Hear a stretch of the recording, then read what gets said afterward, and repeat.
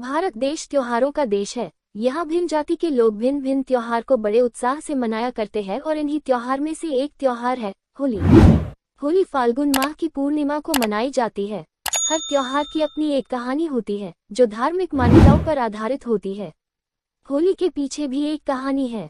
एक हिरण्याकश्यप नाम का राजा था जो खुद को सबसे अधिक बलवान समझता था, इसलिए वह देवताओं से घृणा करता था और उसे देवताओं के भगवान विष्णु का नाम सुनना भी पसंद नहीं था। लेकिन उसका पुत्र प्रहलाद भगवान विष्णु का परम भक्त था।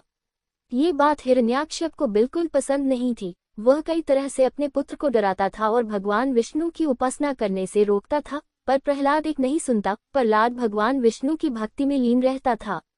इस सब से परेशान होकर एक दिन हिरण्याकश्यप ने एक योजना बनाई। हिरण्यकश्यप ने भक्त प्रहलाद को मारने की कोशिश की।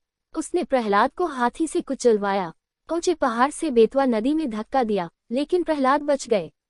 जहां प्रहलाद नदी में गिरे वह जगह भी मौजूद है। कहा जाता है कि हिरण्यकश्यप ने भक्त प्रहलाद को जिस जगह बेतवा नदी में फेंका था उस जगह पाताल जैसी गहराई है। आज तक उस जगह की गहराई की कोई माप नहीं पाया है। सबसे परेशान होकर एक दिन हिरण्याकश्यप ने एक योजना बनाई। हिरण्याकश्यप की बहन होलिका को वरदान प्राप्त था कि आग पर उसे विजय प्राप्त है, उसे अग्नि जला नहीं सकती। होलिका को अग्नि की वेदी पर प्रहलाद को लेकर बैठने को कहा। प्रहलाद अपनी बुआ के साथ वेदी पर बैठ गया और अपने भगवान की भक्ति में लीन हो गया। तभी अचानक होलिका जलने लगी और आकाशवाणी हुई, जिसके अनुसार होलिका को याद दिलाया गया कि अगर वह अपने वरदान का दुरुपयोग करेगी तब वह खुद जलकर राख हो जाएगी, और ऐसा ही हुआ। प्रहलाद का अग्नि कुछ नहीं बिगाड़ पाए और होलिका जलकर भस्म हो गई।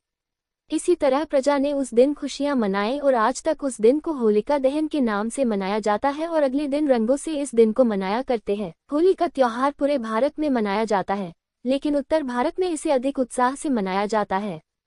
होली का त्योहार देखने के लिए लोग ब्रज, वृंदावन, गोकुल जैसे स्थानों पर जाते हैं।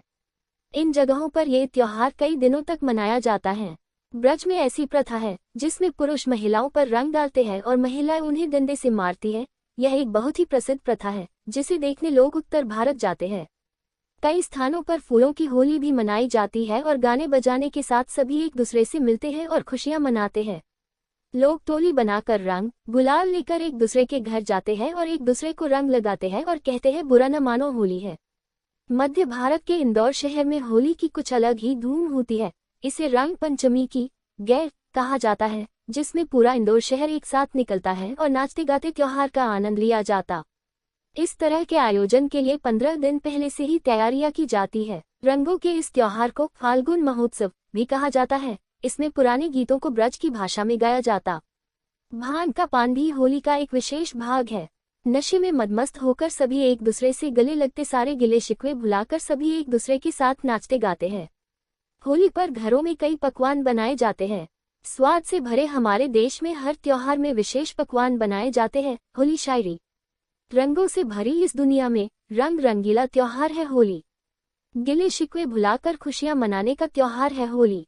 रंगीन दुनिया का रंगीन पैगाम है होली। हर तरफ यही धूम है मची, बुरा ना मानो होली है होली। अगर आपको ये कहानी अच्छी लगी हो तो इस चैनल को सब्सक्राइब, लाइक और शेयर व्हाट्सएप जरूर कीजिए।